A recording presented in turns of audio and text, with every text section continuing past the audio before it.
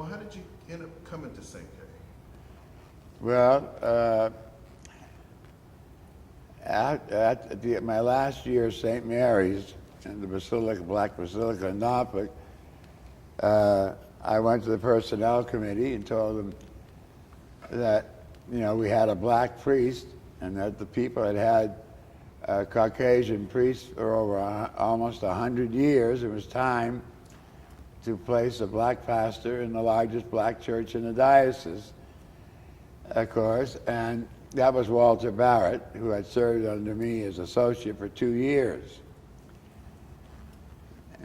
Now, he was much more traditional than I, but the point was, no matter how you fry it, Whitey had to go. That's what I felt. So I left a year early, and by that time I was deep into alcoholism. So I had to go to my first finishing school.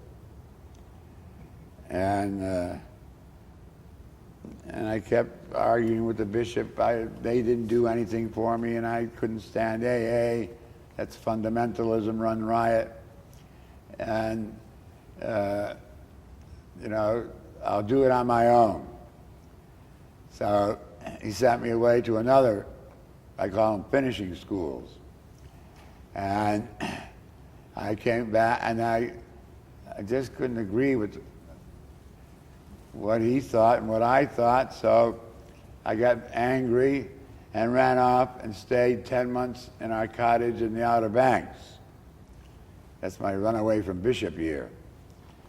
And then he sent me to another finishing school where I stayed a month. It was the only decent one, Father Martin's in Ashley, on the banks of the Susquehanna River. It's a famous rehab center.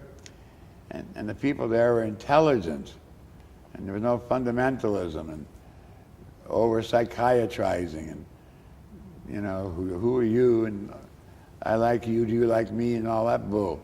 So you're supposed to get that from Christian spirituality. Anyway, I went, and I came back and said I was ready. So I went and had a meeting with him, Bishop Sullivan in Williamsburg, and he said, I want you to start the new parish in Poquoson and Tab. And so that's how I got here.